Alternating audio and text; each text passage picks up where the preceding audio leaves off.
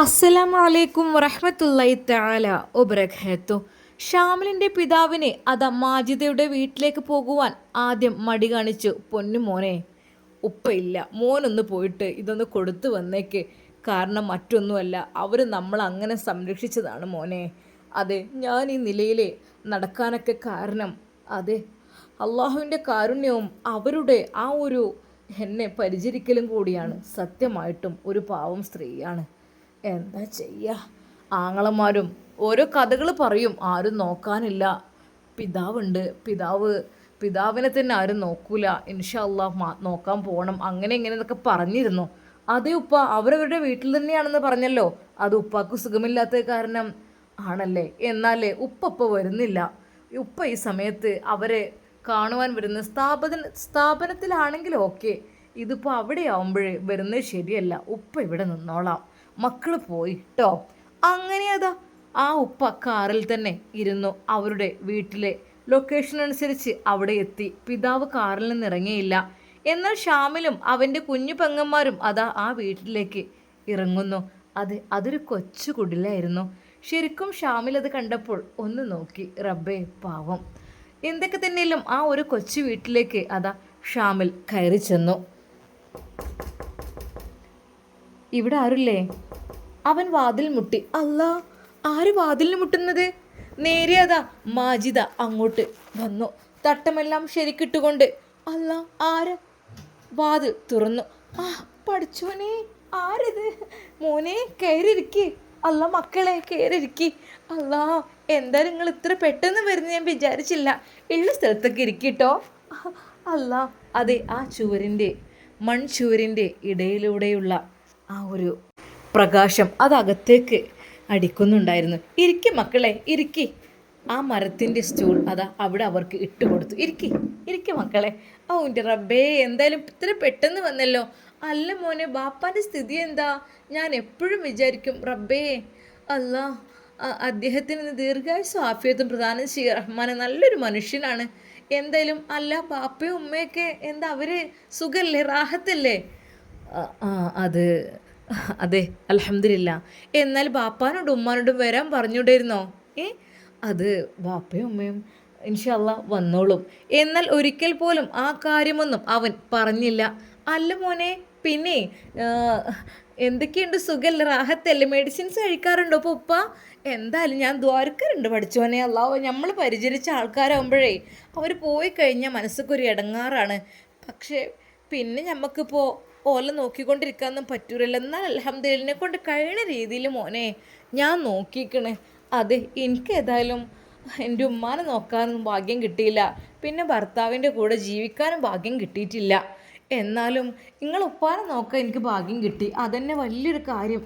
ഇപ്പോൾ ഇതാ എൻ്റെ പിതാവ് ഇങ്ങനെ കിടക്കുകയാണ്. ഈ ഒരു കിടത്തം തന്നെയാണ്. ഷാമിൽ ഉപ്പയുടെ അരികിലേക്ക് എത്തി. മോളെ, ആരവിടെ വന്നിക്കണ് നോക്കാം മോളെ. ഉപ്പ, അതെ, ഞാൻ ജോലി ചെയ്തിരുന്ന സ്ഥാപനത്തിലേ അവിടുത്തെ ഒരു ഇക്കാൻ്റെ മോനാണ്. ആ കുടിക്കാൻ എന്തെങ്കിലും കൊടുത്തോ യോൽക്ക്? ഉപ്പ, ഞാൻ ചായക്ക് വെള്ളം വെക്കട്ടെ? ആ എന്തെങ്കിലും കൊടുക്കുക, ഇങ്ങോട്ടല്ലോ വർത്താനം പറയാം. ഉപ്പാക്ക് ആര് വന്നാലും എന്തെങ്കിലും കൊടുക്കണം. അപ്പോൾ തന്നെ അതാ മാജിദ ആ ഒരു കൊച്ചുകുടിലെ വിറകടുപ്പിലേക്ക് നീങ്ങുന്നു. നേരെ അവൾ ഓലക്കുടി കത്തിച്ച് അതാ ചായച്ചമ്പിൽ കുറച്ച് വെള്ളമെടുത്ത് ചൂടാക്കുന്നു. എന്നാൽ ഷാമിൽ പെട്ടെന്ന് പറഞ്ഞു, അത് ഉമ്മ, അതൊന്നും വേണ്ട.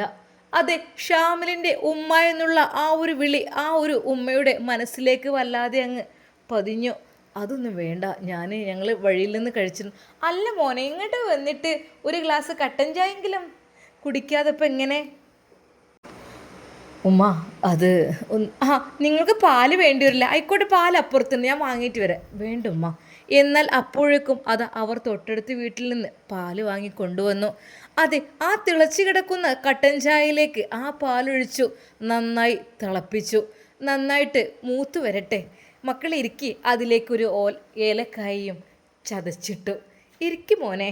അല്ലങ്ങളൊക്കെ കാണാൻ കഴിയും. നിങ്ങൾക്ക് കൊച്ചു കുടിലെ കാണുമ്പോൾ അറപ്പ് തോന്നുന്നുണ്ടാവൂലേ? ഏയ്, എന്താ ഉമ്മ നിങ്ങളീ പറയുന്നത്? ഇതൊക്കെയല്ലേ സന്തോഷം. അതെ, ഈ ഒരു ഓടും ഓലയും മേഞ്ഞ ഈ ഒരു വീട്, അത് ശരിക്ക് മണ്ണിൻ്റെ നിലം, മണ്ണിൻ്റെ അടുപ്പ് ചുവര്, അതെല്ലാം കാണുമ്പോൾ ശരിക്കും പറഞ്ഞാൽ പഴയൊരു ഫീലാണ്.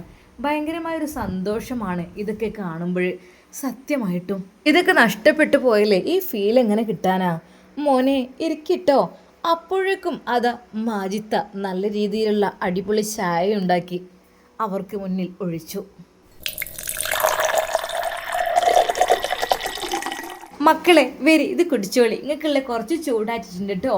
സ്നേഹത്തോടെ അതാ അവർ നൽകിയ ആ ഒരു ചായ, അതിലേക്ക് അല്പം അരിമണി വറുത്തത്, അതിലേക്ക് അല്പം തേങ്ങ ചിരവിയത് എല്ലാം കൂടെ ചേർത്ത് അവരുടെ മുമ്പിൽ വെച്ചു. മക്കളെ ഇതാ, ഇത് നിങ്ങൾക്കൊന്നും പരിചയം ഉണ്ടാവില്ല. പണ്ടത്തെ കാലത്ത് ചായക്ക് കടിയില്ലാത്തപ്പോഴൊക്കെ ഉണ്ടാക്കുന്നൊരു പരിപാടിയാണിത്. ഇത് തിന്നോക്കി മക്കളെ. ഷാമിലിന് അതെല്ലാം കണ്ടപ്പോൾ ഒരു നൊസ്റ്റാൾജിക് ഫീല് തോന്നി.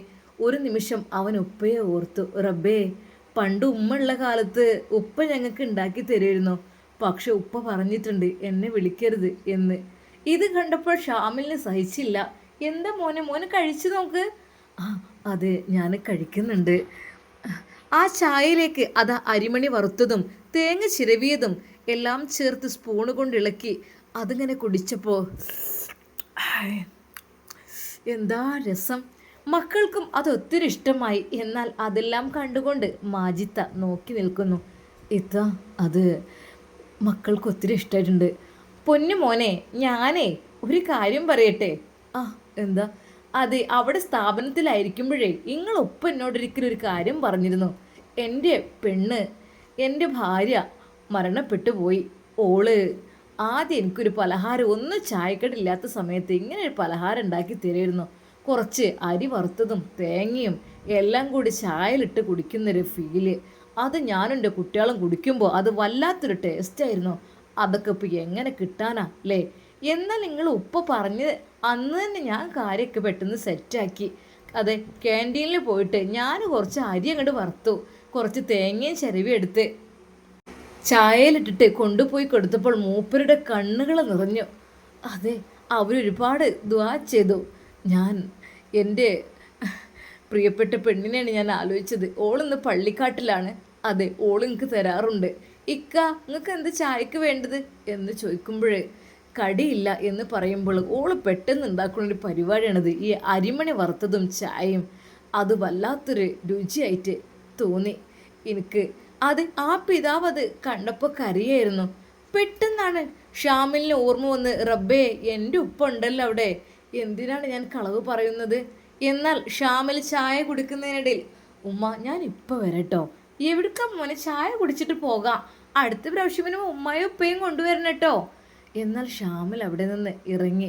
വേണ്ട, ഇനിയിപ്പോൾ ഉപ്പയെ കണ്ടാൽ തൽക്കാലം ഇൻഷാ അല്ലാ പിന്നെ വരാം.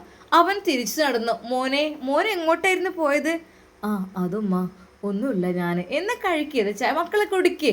ഇതാ സ്നേഹത്തോടെ അവർക്ക് നൽകിയ ആ ഒരു സ്നേഹ സമ്മാനം. അതൊരുപാട് ക്യാഷ് കൊടുത്ത് വാങ്ങിയ ബേക്കറികളോ കേക്കുകളോ മധുരങ്ങളോ ഒന്നുമല്ല.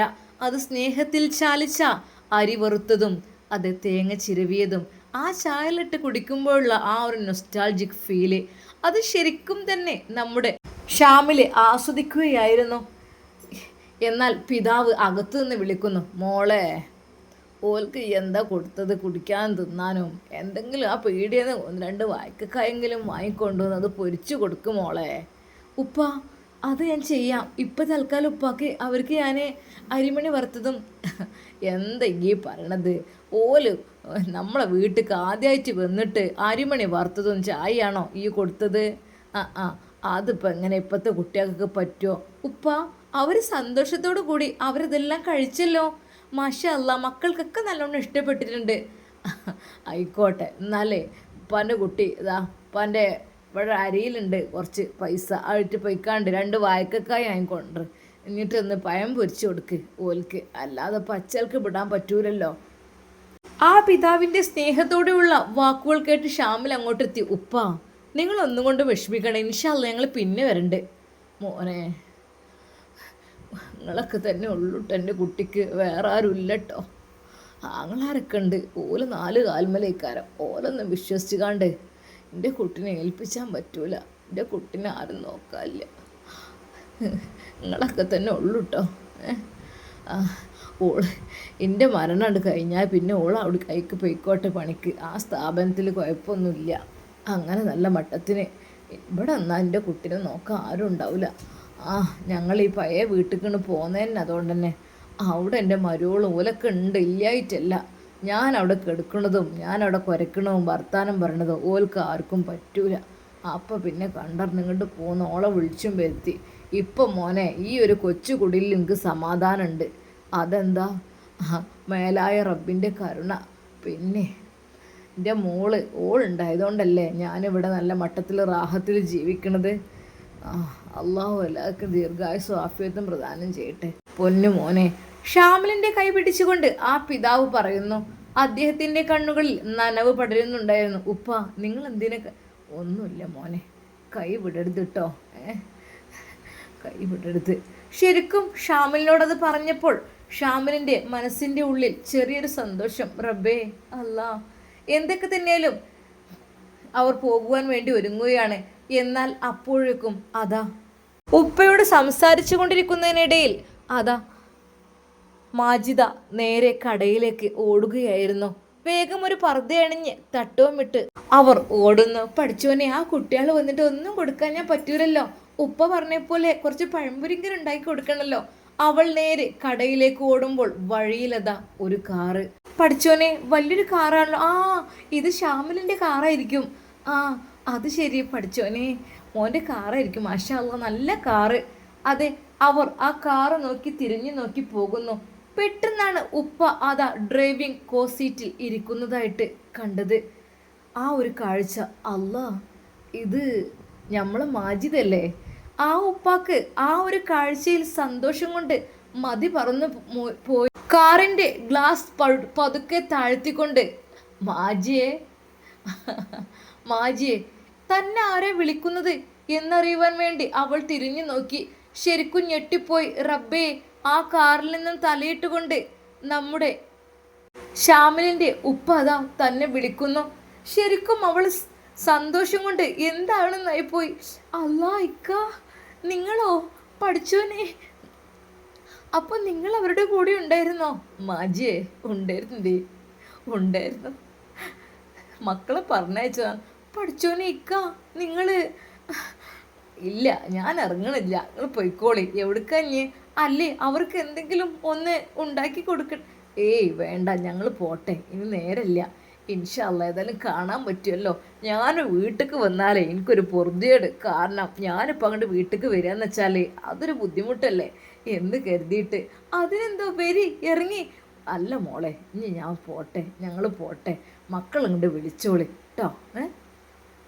ശരിക്കും അതാ മാജിദക്ക് അദ്ദേഹത്തെ കണ്ടപ്പോൾ എന്തൊക്കെയോ ആയിപ്പോയി. കാരണം മറ്റൊന്നുമല്ല, നല്ല രീതിയിൽ ട്രീറ്റ്മെൻറ്റ് ചെയ്ത് അസുഖങ്ങളെല്ലാം ഭേദമാക്കിയിരുന്നു. അതിനുശേഷം ഇപ്പോഴാണ് കാണുന്നത്. ശരിക്കും ആ പിതാവ് വിചാരിച്ചു, റബ്ബേ പാവം പെണ്ണ്, അവിടെയും കഷ്ടപ്പാട് ഇവിടെയും കഷ്ടപ്പാടെന്ന് പറഞ്ഞ പോലെയായി. എന്നാൽ ഈ സമയം അതാ ഷാമിൽ പുറത്തേക്ക് ഇറങ്ങിയിരുന്നു. മോനെ, അവരെ കണ്ട് വിളിച്ച. ശരിക്കും ഷാമിൽ ഞെട്ടി. ഉപ്പ, അപ്പോൾ ഉപ്പ കണ്ടോ? കണ്ടു. അവർ കടയ്ക്ക് എന്തോ സാധനം വാങ്ങാം, ഒന്ന് മോൻ പോയിക്കാണി. അപ്പോൾ തന്നെ ഷാമിൽ പോയി. ഞങ്ങൾ ഇറങ്ങിക്കണേ, ഇപ്പോൾ തൽക്കാലം ഒന്നും ഉണ്ടാക്കണ്ട, നിങ്ങൾ ദയവായി ഇങ്ങോട്ട് വരി. അവരെ കൂട്ടി. മോനെ, അത് പറ്റില്ല, കുട്ടികൾ ആദ്യമായിട്ട് വന്നിട്ട് ഒന്നും.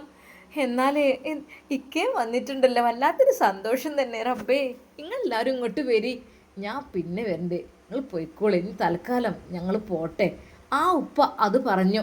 എന്നാൽ അവർക്കത് വല്ലാത്തൊരു പൊറുതികേടായി. പക്ഷേ അവിടുത്തെ മാജിദയുടെ ഉപ്പ പറയുന്നുണ്ട്, മക്കൾക്ക് എന്തെങ്കിലും ഉണ്ടാക്കി കൊടുത്തടി. ഉപ്പ, ഞാനത് ഉപ്പ ഉണ്ടാക്കി കൊടുക്കുക. അതെ, അവർ എന്തൊക്കെയോ അതിനിടയിൽ ചുടുന്നു ഉണ്ടാക്കുന്നൊക്കെ ഉണ്ട്. ഉള്ളത് വെച്ച് ഒന്നും വേണ്ടെന്ന് പറഞ്ഞില്ല. അല്ല, നിങ്ങൾ അപ്പോൾ പോകാനും സമ്മതിച്ചില്ല. പിന്നെ ഇത്ത, മോനെ, ഉപ്പ അവിടെ ഇരിക്കുന്നുണ്ട്, ഒരു ഇടങ്ങാറിട്ടോ. പിന്നെ വരും ഇനിയിപ്പോൾ അത്രയും ദൂരൊക്കെ. എന്നാൽ ഞങ്ങൾ പോട്ടെ കേട്ടോ. ആ മക്കളും സന്തോഷത്തോടു കൂടി അവരോട് സലാം പറഞ്ഞു. പെട്ടെന്നാണ് ഷാമിലിനത് ഓർമ്മ വന്നത്. റബ്ബേ, പെട്ടെന്ന് അവനത് അവൻ്റെ ആ ബാഗിൽ നിന്ന് എടുത്തു. ഉമ്മ, മോനെ, ആ വിളി കേൾക്കുമ്പോഴേ എൻ്റെ നെഞ്ച് വല്ലാതെ പിടയാണ് മോനെ. എനിക്ക് നല്ല ഭാഗ്യമൊന്നും ഉണ്ടായിട്ടില്ല മോനെ അതന്നെ വിളിച്ച ഇത്ത ഒന്നും വിളിക്കണ്ട കേട്ടോ മോനെ. ഉമ്മ ഇതാ. ഇതെന്താ മോനെ? ഇതെന്താ? ഇത് ഉപ്പ നിങ്ങൾക്ക് തരാൻ വേണ്ടി ഏൽപ്പിച്ച. എനിക്കോ? പഠിച്ചോനെ ഇതെന്താ? ആകാംക്ഷയോടെ അവർ തുറന്നു നോക്കിയപ്പോൾ ഞെട്ടിപ്പോയി. റബ്ബേ, നല്ലൊരു ഡയമണ്ട് റിങ്, നല്ല രീതിയിൽ ഡയമണ്ട് അതാ വെട്ടിത്തിളങ്ങുന്നു. ശരിക്കും അവളുടെ കണ്ണുകൾ നിറഞ്ഞു. റബ്ബേ, മോനെ ഇത് എനിക്കാണോ? ജീവിതത്തിൽ ഇതുവരെ പൊന്നിൻ്റെ തരി ഞാൻ ഇട്ടിട്ടില്ല മോനെ, ഇട്ടിട്ടില്ല. അതെന്തേ? നിങ്ങൾക്കുള്ളത് തന്നെയാണ്, ഉപ്പ തന്നയച്ച തന്നെയാണ്. എന്നാൽ തൻ്റെ പൊന്നുമോളുടെ ആ ഒരു സന്തോഷം നേരെ പിതാവിൻ്റെ അരികിലേക്ക്. ഉപ്പ ഉപ്പ നോക്കിക്കേ. ഇതെന്തടി വെളിച്ചം കത്തുന്നുണ്ടല്ലോ ഇതിനുള്ളിൽ, ഇതിലെന്താ? ഉപ്പങ്ങോട്ട് നോക്കി, കല്ലുകൾ തിളങ്ങുന്നത്. ഡയമണ്ടിൻ്റെ മോതിരാണ് എനിക്ക് അവർ കൊണ്ടുവന്നിട്ടുള്ളത്. അല്ലാ പഠിച്ചോനെ, ഇതിപ്പോൾ കോളടിച്ച പോലെയല്ല. മാഷാ അല്ലാ, ഇതിപ്പോൾ എങ്ങനെ സാധിച്ചു? എനിക്ക് ആ കുട്ടീനെ ഒന്നും കൂടെ കാണണം. ഉപ്പ ഇത് എനിക്ക് ഓക്കെയാണ്. മാഷാ അല്ലാ. എൻ്റെ കുട്ടീൻ്റെ കൈ ഭംഗി കൂടിട്ടോ അതിട്ടപ്പോൾ. ശരിക്കും ആ പിതാവിൻ്റെ കണ്ണുകൾ നിറഞ്ഞു. മോനെ, എന്തിനായിരുന്നാടാ നിങ്ങൾ ഈ സ്ത്രീയും സ്വർണത്തിനൊക്കെ വിലയുള്ള സമയത്ത് ഇങ്ങനെയൊക്കെ ആക്കിയത്? എന്തിനാടാ? ഉപ്പ അതൊന്നുമില്ല, സന്തോഷമാണ്. എൻ്റെ ഉപ്പയെ ഈ രീതിയിലാക്കിയത് ഈ ഉമ്മയാണ്. അതുകൊണ്ട് ഞങ്ങൾക്ക് വല്ലാത്ത തീർത്താൽ തീരാത്ത കടപ്പാടുണ്ട്. സത്യമായിട്ടും നിങ്ങൾ ദയവായിട്ട് എൻ്റെ ഉപ്പയെ മറക്കാതിരുന്നാൽ മതി എപ്പോഴും. ഞങ്ങൾ തിരിച്ചു.